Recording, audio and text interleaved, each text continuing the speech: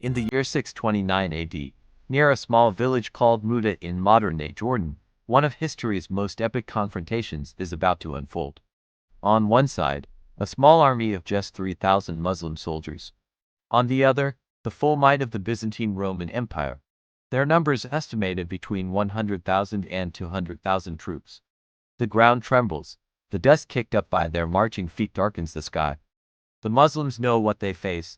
This is not a battle they are expected to win. It's a battle they aren't expected to survive. Yet, they advance. What happens next becomes a legendary tale of courage, faith, and strategic brilliance. This is the story of the Battle of Mutah. By 628 AD, the new Islamic community in Medina, led by Prophet Muhammad, peace be upon him, was growing rapidly. Through a combination of diplomacy, alliances, and defensive campaigns, its influence was spreading across the Arabian Peninsula. In a bold move, the Prophet sent letters to the world's most powerful rulers, including Heraclius, the Byzantine Emperor, inviting them to Islam. One such letter was sent to the Roman governor of Busra in southern Syria. The messenger, a trusted companion named Harith ibn Amr al-Azdi, never made it. While traveling north, he was captured, tortured, and executed by a Roman allied governor named Shurabil ibn Amr al-Ghassan. In any era, this was an unforgivable crime. Harming an envoy was a universal taboo, a direct declaration of war. In Medina, the news was received with shock and gravity. This act of aggression could not be ignored. A military expedition was immediately ordered. The road to Mutah had begun. In March of 629 AD, an army of 3,000 Muslim soldiers marched out from Medina. At the time, this was the largest force they had ever assembled. Prophet Muhammad himself appointed the chain of command, a decision that revealed the grim reality of what lay ahead. The supreme commander was Zayd ibn Harithah, the Prophet's beloved adopted son. If Zayd were to fall, command would pass to Ja'far ibn Abi Talib, the Prophet's cousin. And if Ja'far fell, the third in command would be Abdullah ibn Rawahah, a renowned poet and warrior. The Prophet's instructions were clear. If all three fell, the army must choose a leader from among themselves. The expectation of heavy losses was built into the very structure of the mission. This small army was lightly equipped. They carried swords, spears, and shields, with minimal armor. They had no cavalry, no siege weapons, nothing to match the professional war machine of Rome. They were marching into the heart of imperial territory, to face heavily armored infantry, elite cataphract cavalry, and legions of veteran archers. The Byzantine authorities, alarmed by the execution of the envoy and the mobilization of the Muslim army, gathered an enormous force. Joined by their Arab Christian allies, the Ghassanids, they assembled an army that vastly outnumbered the Muslims, possibly by a ratio of 50-1. As the Muslim army marched north, scouts returned with terrifying reports of the enemy's sheer size. A wave of fear rippled through the ranks. Some soldiers argued that they should send a message back to Medina, to ask for reinforcements or new orders. It was a logical suggestion. They were hopelessly outnumbered. But then, the third commander, Abdullah ibn Rawahah, stepped forward.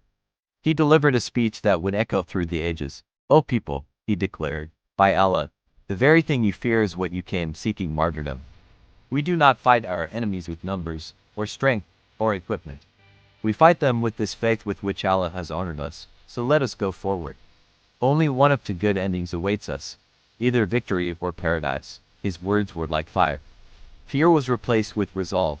The army's spirit was reignited, and the march continued. Soon, they reached the open plains near Mutah. There, they saw it, the endless sea of the Roman army, their banners and polished armor stretching across the horizon. The terrain was wide and flat, perfect for the Roman cavalry to dominate. The Muslims formed their battle lines, a tiny island in an ocean of steel. Morale, against all odds, was high. Zayd ibn Harithah raised the black banner of Islam, and the battle began. The Roman lines surged forward. A storm of arrows darkened the sky as their cavalry charged. Zayd led from the front, a beacon of courage in the chaos. He fought with incredible ferocity, pushing back against the tide, rallying his men again and again. But the enemy was everywhere. He was soon surrounded, his armor pierced by a flurry of Roman spears. Zayd, the first commander, fell. The banner dropped, and for a terrifying moment, the Muslim line began to waver. But before panic could set in, Far ibn Abi Talib, the second commander, raced forward. He snatched the banner from the ground, raising it high. Far fought like a lion, charging deep into the enemy formations. His sword flashed, cutting a path through the Roman ranks, his bravery inspiring all who saw him. In the brutal melee, his right arm was severed. Without hesitating, he transferred the banner to his left. When his left arm was also cut off, he clutched the banner to his chest with what remained of his arms. Covered in over 90 wounds, Far finally collapsed, the second commander to be martyred. Later, when the news reached Medina, Prophet Muhammad would say that Allah had replaced Far's lost arms with two wings, allowing him to fly in paradise.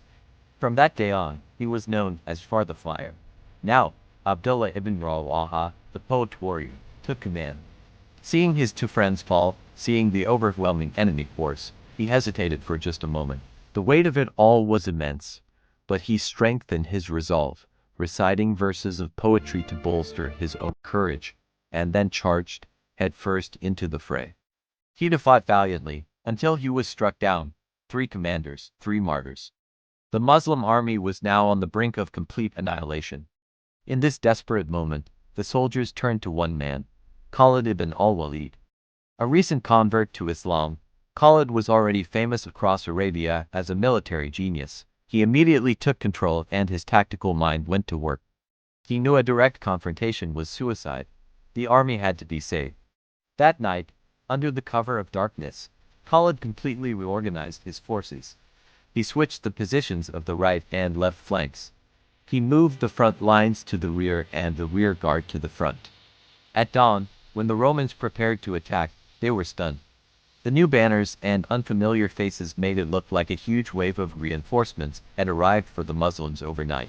Khalid seized their hesitation and launched a series of sharp, disciplined counterattacks. He would charge, then feign a retreat, drawing the Romans forward, only to turn and strike again. Using these brilliant tactics, he held the massive army at bay while gradually, skillfully, pulling his own forces back. It was a masterful withdrawal, a tactical retreat so perfectly executed that it is still studied by military historians today. Khalid ibn al-Walid saved the Muslim army from certain destruction. When he returned to Medina, Prophet Muhammad gave him a new title, Sayf Allah al-Maslul, the drawn sword of Allah. The battle ended with the Muslims withdrawing, but the outcome was a stunning strategic victory. The Byzantine Empire, with its colossal army, had failed to crush a force of just 3,000 men. News of the battle sent shockwaves across the region. For the first time, a small Arab army had faced the full might of Rome and had not been broken. This clash marked a turning point. It was the first direct military encounter between the rising power of Islam and the Byzantine Roman Empire. It announced the arrival of Khalid ibn al-Walid as a supreme commander. And most importantly, it was a massive psychological victory. The myth of Roman invincibility was shattered. Just 3 years later, at the Battle of Yarmouk, Muslim armies led by Khalid would decisively defeat the Romans, ending their centuries-long rule in the Levant. The Battle of Mutah was the spark that ignited the flame. Back in Medina, even before any messenger could arrive, Prophet Muhammad received news of the battle through divine revelation. He gathered his people and announced the deaths of his 3 beloved commanders, Zayd, Far, and Abdullah. Tears streamed down his face as the city mourned its heroes. But their grief was mixed with an overwhelming sense of pride. These men had stood against the greatest empire on earth. They had not flinched. They had not broken. Their stand at Mutah changed the course of history, proving that courage and faith could stand against any odds. It was a declaration to the world that a new power had risen, and nothing would ever be the same again. Thank you for watching. If you found this story as inspiring as we did, please like, share, and subscribe for more tales from history. We'll see you in the next video.